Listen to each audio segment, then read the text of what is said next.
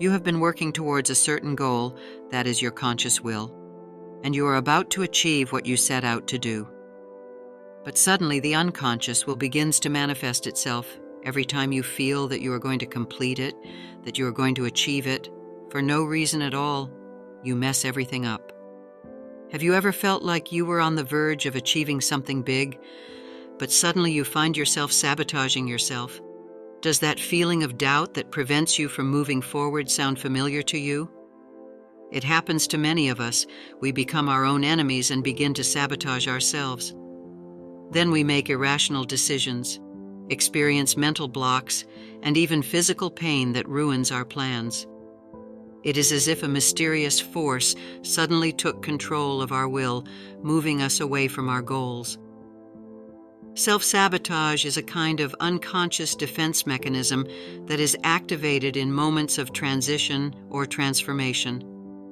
When we are about to take a big step in life, whether personal or professional, self-destructive behavior patterns can arise that, without us realizing it, sabotage our efforts to achieve our goals.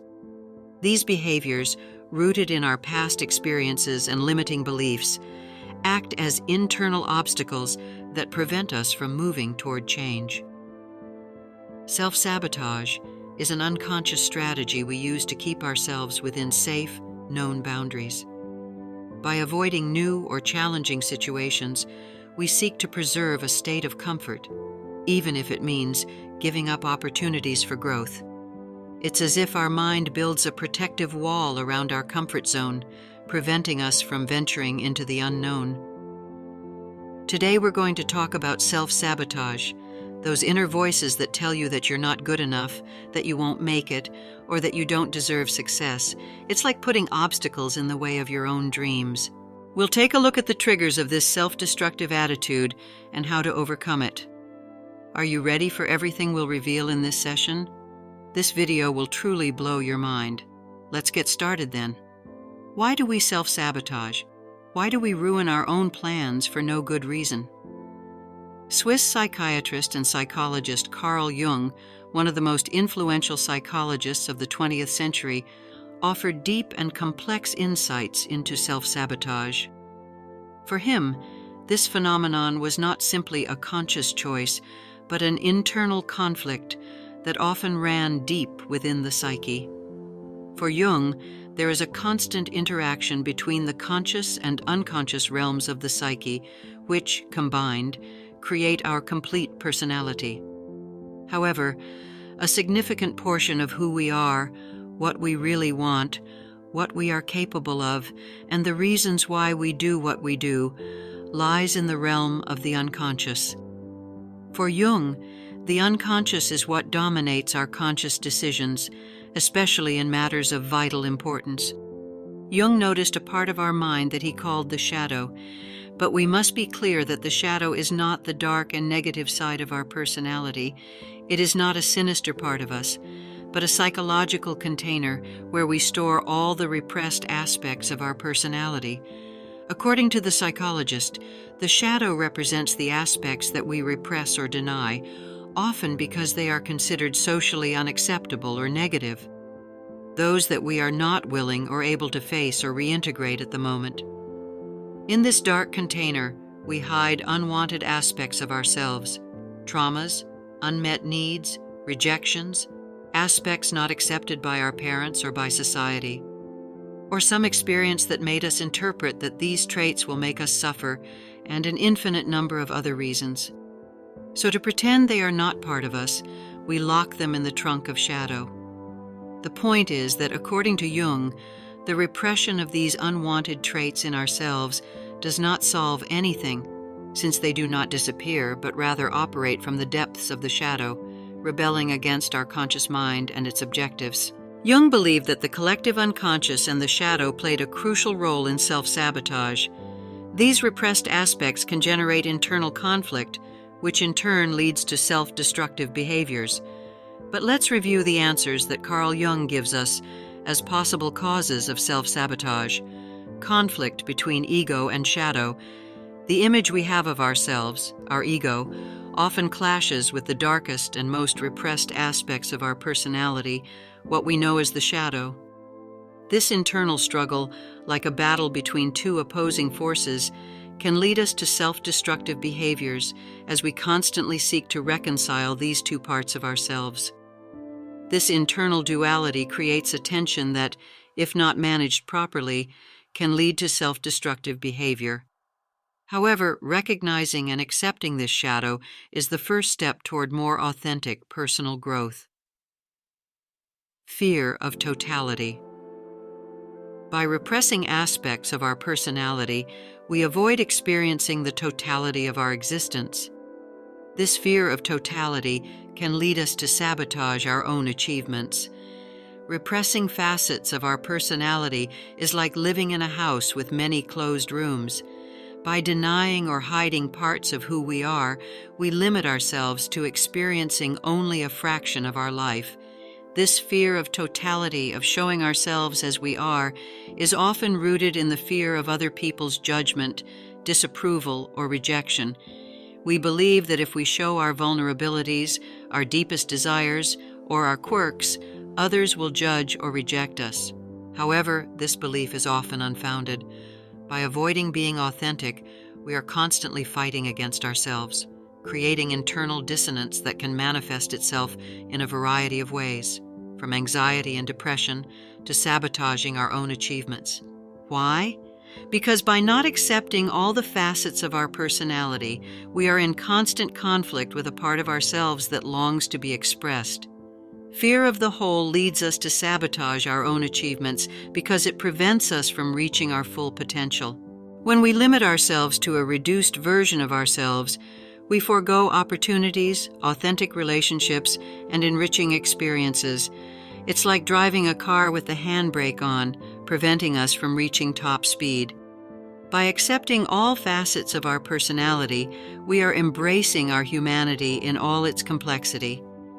And it is precisely in this acceptance that true fulfillment and lasting happiness reside. Fear is an emotion inherent to the human condition that has evolved to protect us from danger. While it is natural to feel fear, it is crucial to recognize that this emotion, while it can be an anchor that keeps us in our comfort zone, can also be a powerful catalyst for personal growth. Listening to our fears and taking action despite them allows us to expand our limits and develop greater resilience. Unconscious complexes. According to Carl Jung, the deepest corners of our psyche harbor unconscious complexes that, like shadows, can manipulate our actions. These mental patterns, such as the inferiority or superiority complex, act as hidden forces that lead us to make decisions and behave in ways that can ultimately sabotage our goals and relationships.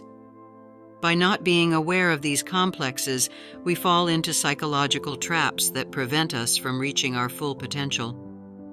For Jung, many of our complexes originate from childhood experiences that have left a deep mark on our psyche. These mental patterns, such as the mother or father complex, can continue to influence our adult relationships, creating repetitive and dysfunctional dynamics. By not being aware of these complexes, we can repeat the same mistakes over and over again, sabotaging our happiness and well-being. Jung expanded the notion of complex by introducing the concept of archetype, a kind of mental template inherited from our ancestors. These archetypes, such as the hero or the wise man, can influence our complexes and how we relate to the world.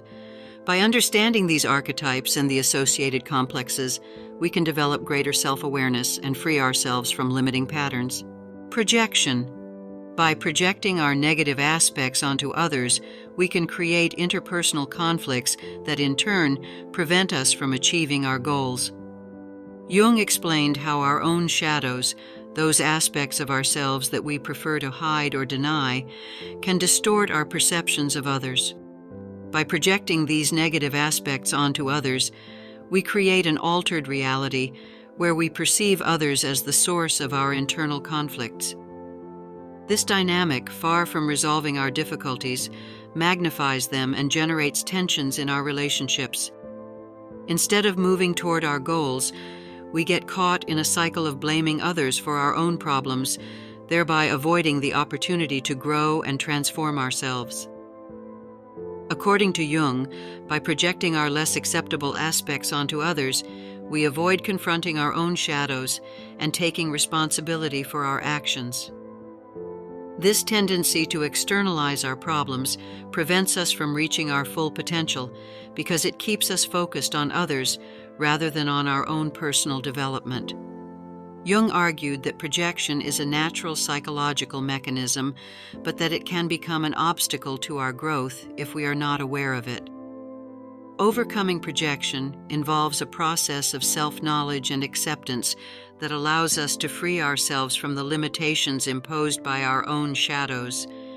In short, Carl Jung offers us a deep and complex vision of self-sabotage, linking it to the deepest aspects of the human psyche. By understanding the unconscious roots of this phenomenon, we can take steps to overcome it and reach our full potential, because fortunately, there are ways to stop this self-sabotage. Signs you are self-sabotaging. Self-sabotage is a common pattern that often manifests itself in subtle ways. Here are some signs that might indicate you are sabotaging your own goals. Does not finish projects. The self-saboteur always has many good ideas, usually always starts them, but ends up leaving them halfway or completely abandoned. They put in countless hours of work and effort only to give up when they are close to achieving their goal. This person has no idea of the immense potential they have because they perceive themselves as mediocre and incompetent. Irrational fears. The individual who tends to self-sabotage is often paralyzed by disproportionate fears in everyday situations. Their fears, far from being rational or realistic, are magnified beyond all measure, thus hindering their progress and well-being. Those who self-sabotage often find themselves trapped in a web of fears that prevent them from taking action. These fears, often unfounded, act as mental barriers that prevent them from achieving their goals and realizing their potential. Self-sabotage is fueled by an intense emotional burden where fear becomes the main protagonist. This excessive fear generates great anxiety and stress, which in turn makes it difficult to make decisions and execute plans. The self-sabotaging individual tends to avoid situations that he or she perceives as threatening, even when they do not represent a real danger. This pattern of avoidance, driven by fear, prevents you from growing and learning from new experiences. Perfectionism. Behind the mask of perfectionism often lies a paralyzing fear of failure. By setting impossible standards to achieve, the individual ensures that he or she always has an excuse not to move forward. It's as if perfectionism becomes an endless loop of revisions and adjustments, thus avoiding the moment of truth, the completion of the project. In this sense, perfectionism becomes a protective shield, but also a mental prison that prevents growth and personal fulfillment.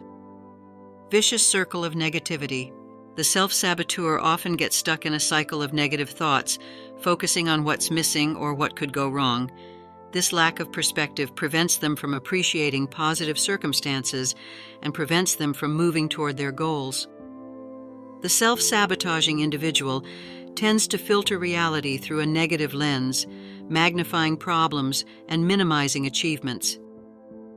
This pessimistic vision prevents you from recognizing the opportunities that come your way, thus limiting your possibilities.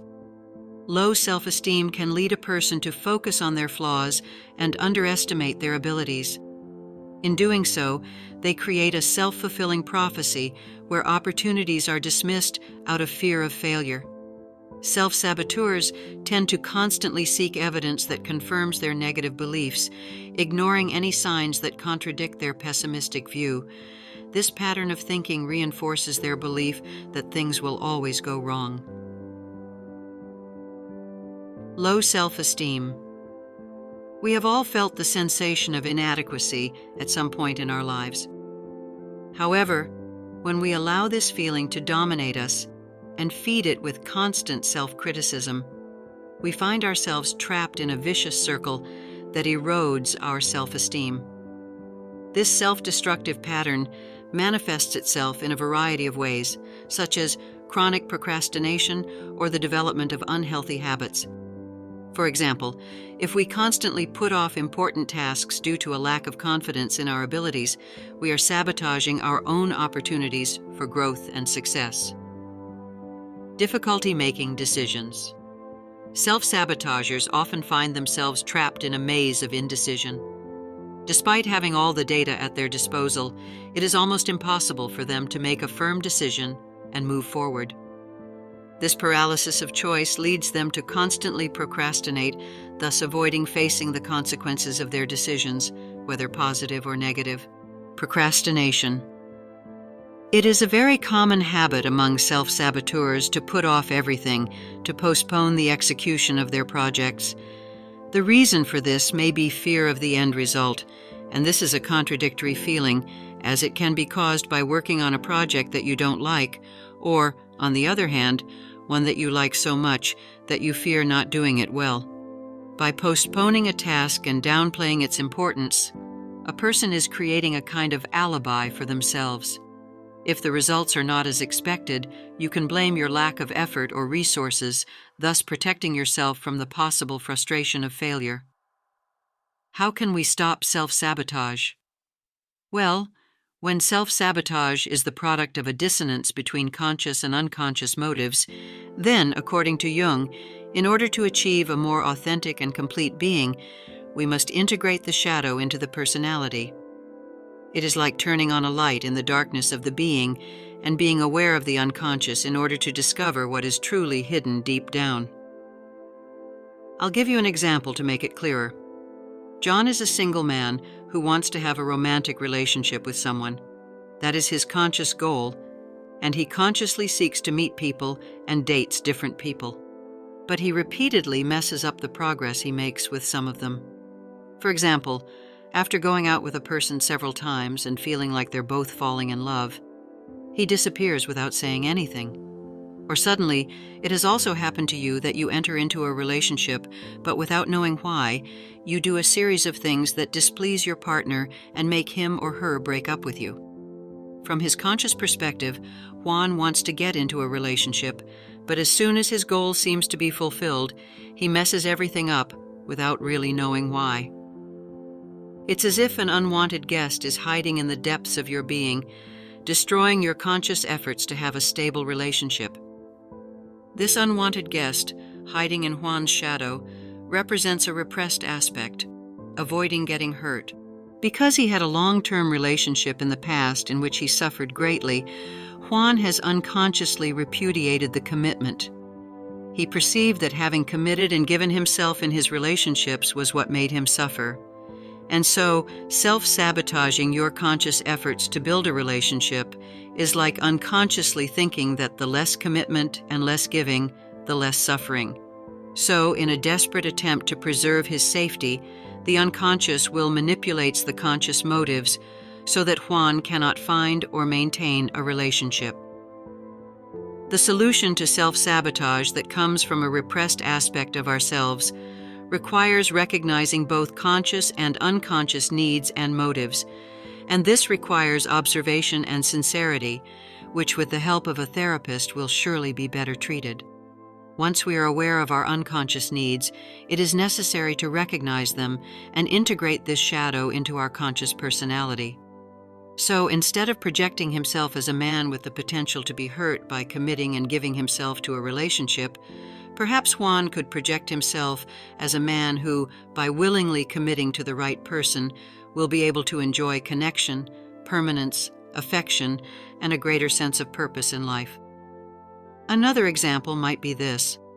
Suppose a woman is quite overweight and wants to lose weight. She has the goal of exercising, following a diet, and losing weight in order to feel better about herself and be healthier. This is what she consciously wants. So she starts her process and manages to lose a few kilos at first, but repeatedly messes up her progress. At home, she has diet food, but under the excuse of not having spoken to her friend for a long time, she invites her to eat at a restaurant, or suddenly, without any solid justification, she begins to schedule activities during the hours designated for exercise. From her conscious perspective, she wants to lose weight. She has dreamed of it for years. But as soon as her goal is achieved, she messes everything up without really knowing why. We come back to the same thing.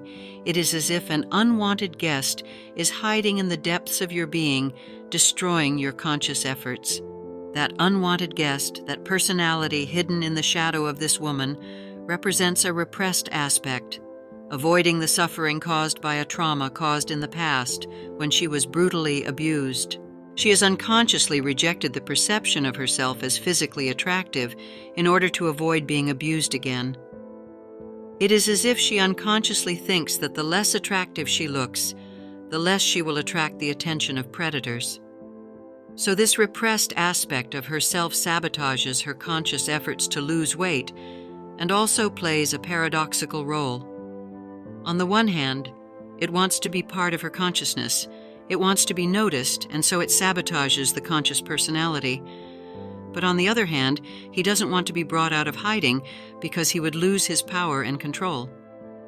Deep down, this repressed aspect knows that when a woman loses weight and feels and perceives herself to be more physically attractive, she will be more likely to attract an abuser. So, in a desperate attempt to preserve its safety, the unconscious will manipulate the conscious will to prevent it from losing weight. What can this woman do to combat self-sabotage?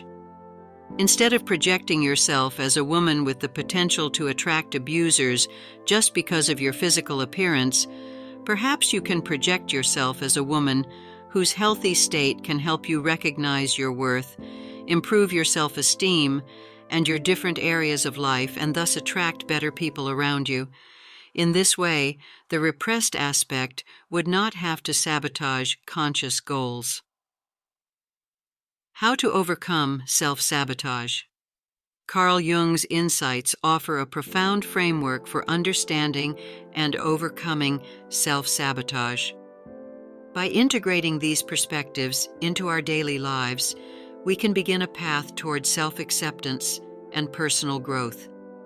Jung proposed a process of individuation, which consists of integrating the conscious and unconscious aspects of personality, which implies knowing the shadow, accepting and understanding the negative aspects of our personality. Self-sabotage, that internal enemy that often prevents us from achieving our goals, finds fertile ground in the denial of our own imperfections. By denying or repressing the less flattering aspects of our personality, we create internal dissonance that undermines our self-esteem and confidence. Accepting and understanding these facets of our being is like illuminating the shadows that prevent us from moving forward. When we confront our fears, insecurities, and limitations, we are in a better position to transform those obstacles into opportunities for growth. Recognizing and embracing our shadows is a fundamental step on the path to self-knowledge and personal growth. By accepting those aspects of our personality that we would prefer to hide, we open the door to a deeper understanding of ourselves. This process not only allows us to identify the roots of our self-destructive behaviors, but also equips us with the tools necessary to transform our negative patterns into strengths. By recognizing and working on our areas of improvement, we are taking a decisive step toward overcoming self-sabotage and building a fuller, more satisfying life.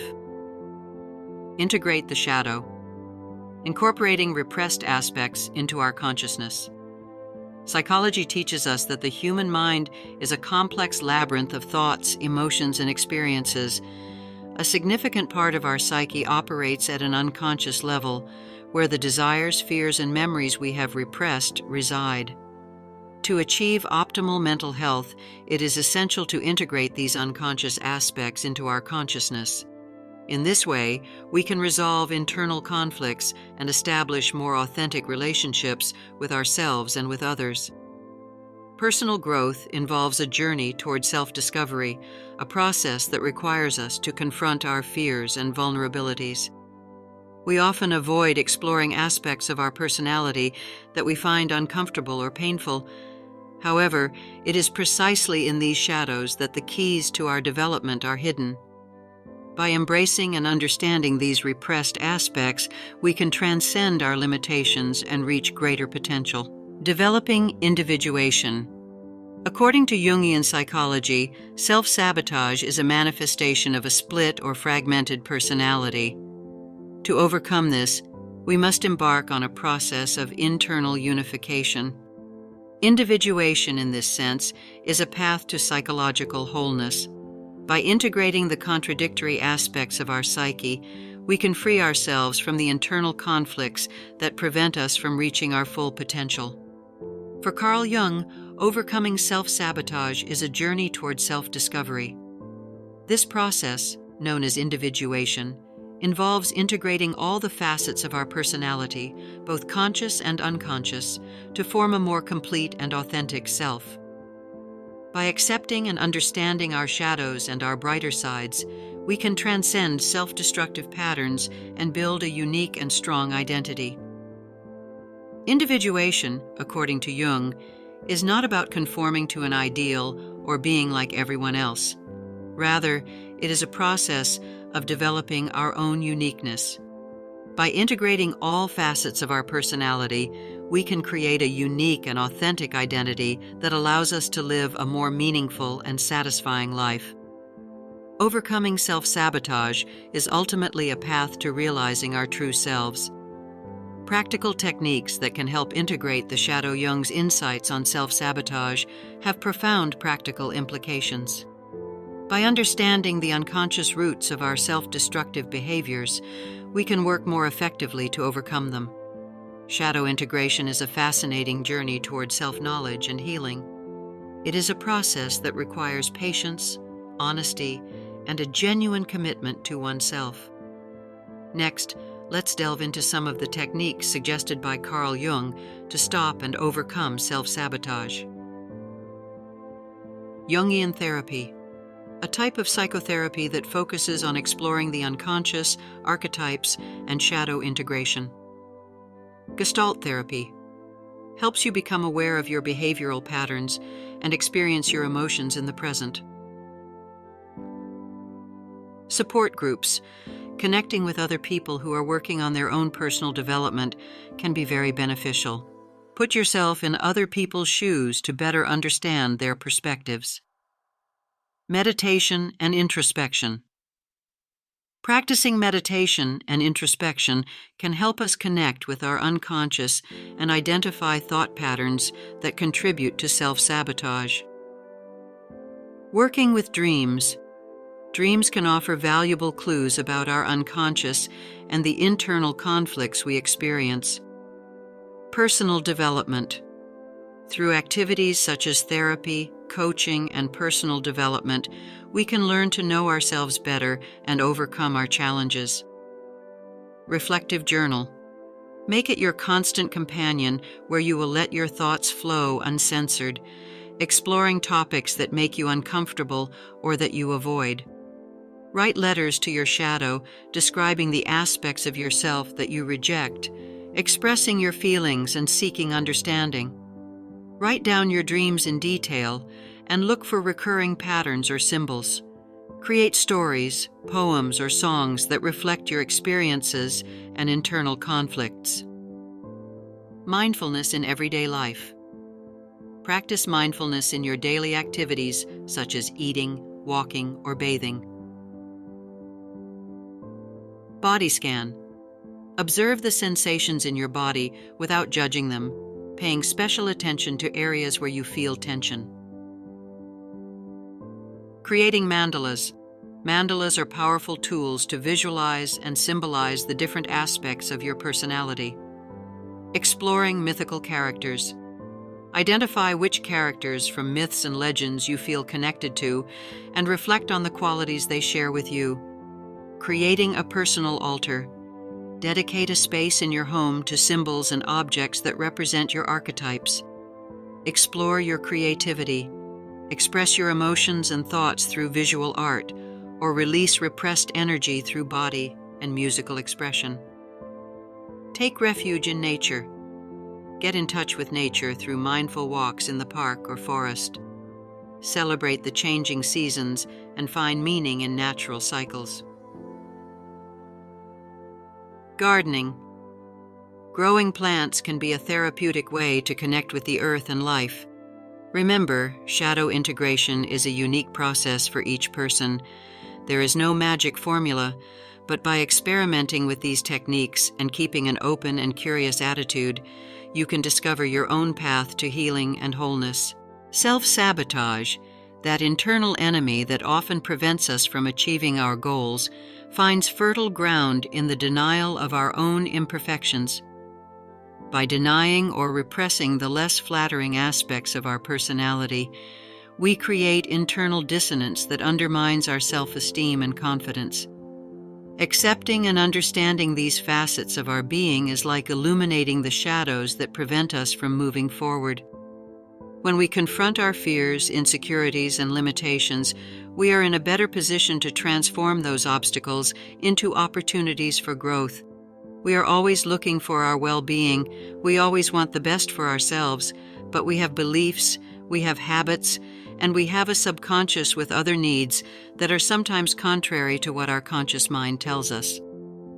As a final point on our journey, it is important to highlight that although self-sabotage may seem like an overwhelming force, it is essential to remember that we have the power to overcome it. By understanding the mechanisms behind this pattern of behavior, we can identify areas that need attention and develop strategies to change them. Self-sabotage is a habit that can be unlearned, and by doing so, we open the door to a brighter future full of possibilities.